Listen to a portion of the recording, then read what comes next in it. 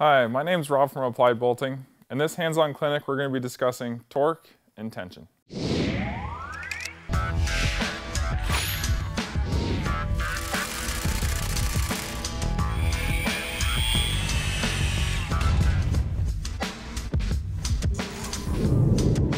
What is torque and tension? Torque is the amount of effort needed to turn the nut down the threads of a bolt.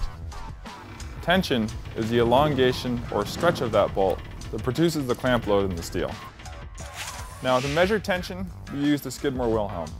The Skidmore is a hydraulic load cell designed to measure tension independently of torque. For this demonstration, what we're going to do is we're going to tighten two different types of bolts down in the Skidmore. A fresh from the keg 7/8 A325 bolt, as well as that same size bolt, but in job site condition. It has a little bit of rust to it, a little dry. We're going to apply the same amount of torque to both bolts and see what kind of tension we get. The first bolt we're going to use is a 7/8 A325 bolt. It's the one fresh from the keg. Now, minimum tension for this bolt is 39,000 pounds. So now we're going to tighten our bolt using our electric, non-impacting torque wrench. It has an adjustable torque setting of 450 to 900 foot-pounds. When the dialed amount of torque is sensed by the gun, it automatically shuts off. In this case, we're going to set our gun to 450 foot-pounds.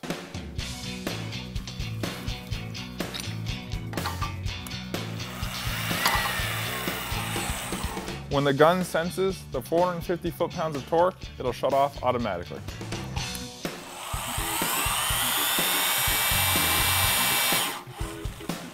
So we got a tension of about 53,000 pounds. We're well above our 39,000 pound minimum, so this is a nice tight bolt.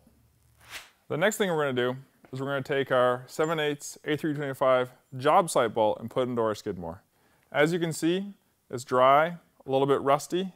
Something typical you might find on a job site where storage may not be ideal, or possibly the bolt has been up in the steel and it's been quite a while before the crews come around to actually tighten it. With our wrench still set at the 450 foot-pounds, I'm going to hold my finger on the trigger of the gun and we're going to see what kind of tension we get.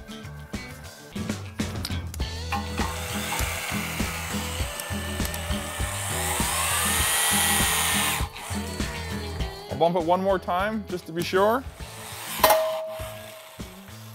We have a tension of about 15,000 pounds, so we're not even close to our minimum of 39,000 pounds, which we're shooting for.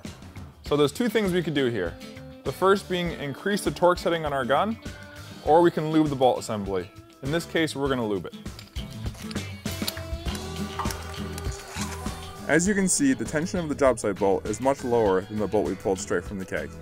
With a dry bolt assembly, most of the torque is used up overcoming the friction caused by the rust. Your efforts are spent fighting friction, not advancing the nut.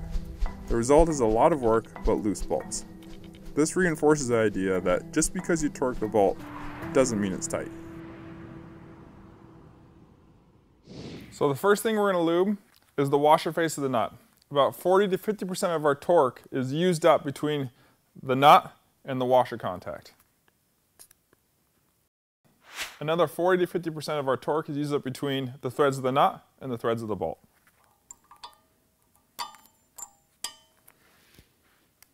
Again, we're going to take our gun, still set at the 450 foot-pounds, hold my finger on the trigger, and we'll see what kind of tension we get.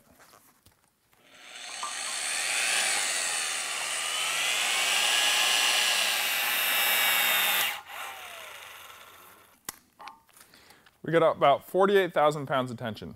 We're above our 39,000 pounds, which is the minimum. By lubing the washer face of the nut and by lubing the threads of the bolt, we're able to more than double our load. As you can see from this demonstration, torque is not a reliable means of measuring bolt tension. We tightened two bolts and achieved three different loads because of the varying degrees of condition of those bolts. The first bolt we used was the 7/8 A325 bolt, fresh from the keg, still had a little lube left on it from the manufacturer. The lube is water soluble, so if it's not stored properly, similar to that rusty job site bolt we saw, it'll be hard for it to get up to that minimum tension of 39,000 pounds that we're looking for. So it's very important. By lubing your assemblies, you can easily get it north of 39,000 pounds. And by storing your assemblies correctly, you're easily going to get a properly tensioned bolt.